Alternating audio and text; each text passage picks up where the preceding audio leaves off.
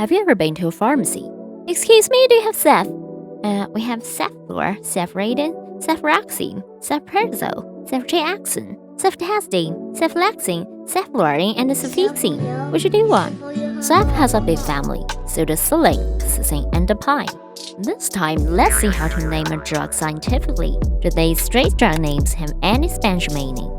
Generally, a drug has three names: a chemical name, a generic name, and a trade name. A chemical name is a name based on the specific chemical structure of the drug, which is its original name. However, we rarely see it in daily life, mainly because it's too specialized for public to remember. This one, for example, do you know what it is? Actually, many people have taken it. It's ibuprofen, the superstar of painkillers. Without professional guidance, hardly can it be recognized. Ibuprofen is its generic name, which is like a nickname of a person, catchy and easy to remember. Then, how did it come about? Could it be out of personal interest? In fact, there are clear naming principles for generic names of drugs. The most common one is the International Non-Proprietary Naming System, short for INN, which was created by WHO in 1953.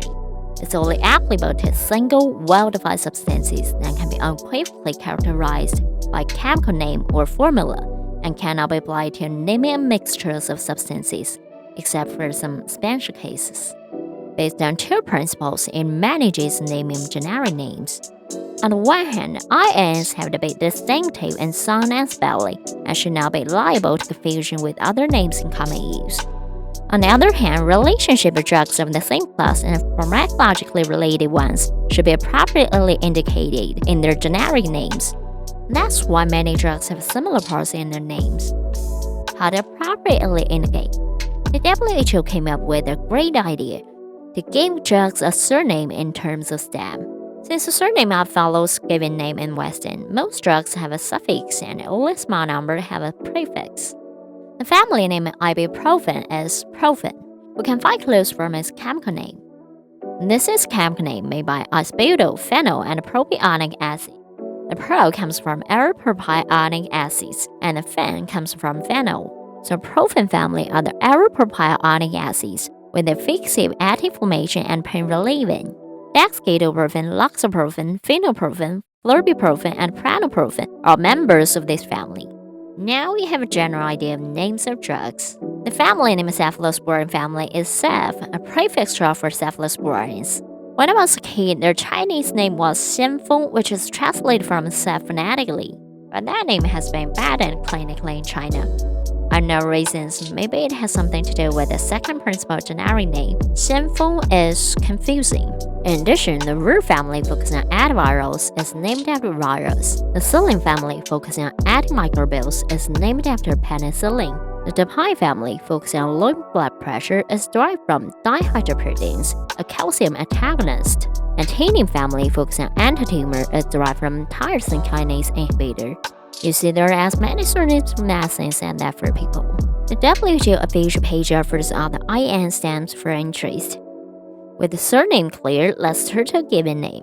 The guidelines published by WHO says yearly an IN consists of random emphatic prefix and a common stem. Simply put, the surname is prescribed and the given name is free to get. They're roughly divided into two categories: professional ones and meaningful ones. Professional ones are to name according to nature, action target, and so on, aiming at showing properties of drug with limited letters. Trastuzumab, for example. Mab is a surname, Zu stands for humanized, Tu for tumor, and Tras is a random prefix. You can guess what it probably is by its name. It's a humanized monoclonal antibody for treatment of cancer. There are also a number of drugs that are named with more emphasis on meaning, like carfilzomib. Zameb is stem, and Carville comes from molecular biologist Philip Wickham, the founder of the drug company, and his wife Carla. The name honors their contribution. When made clear, the basic naming rules about generic names now allow health professionals all over the world to communicate about medicines freely. However, they are now popularized in market. For pharmaceutical companies, drugs are commodities, and they must stand out from their peers to attract money. A trade name is necessary here to give each company's trust and popularity and intellectual property protection. It has simple rules that common in most countries, mainly following.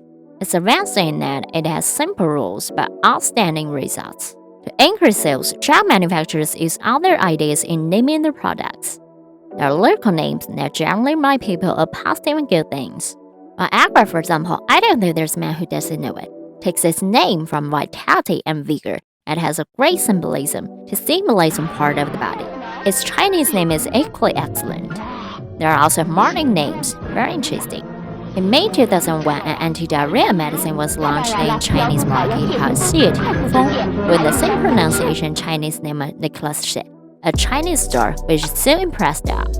Nicholas was like, hello. Although it was offensive and Shi and many of his fans were mad at it, he didn't file a lawsuit. The pharmaceutical company has reaped a great deal as far as promotion is concerned. It remains its popularity today. The various names of drugs reflect the rigor of medicine, the humanity of developers, and the creativity of businessmen. We've introduced 3 ways of naming Western medicines. Then, do you know how Chinese patent medicines are named?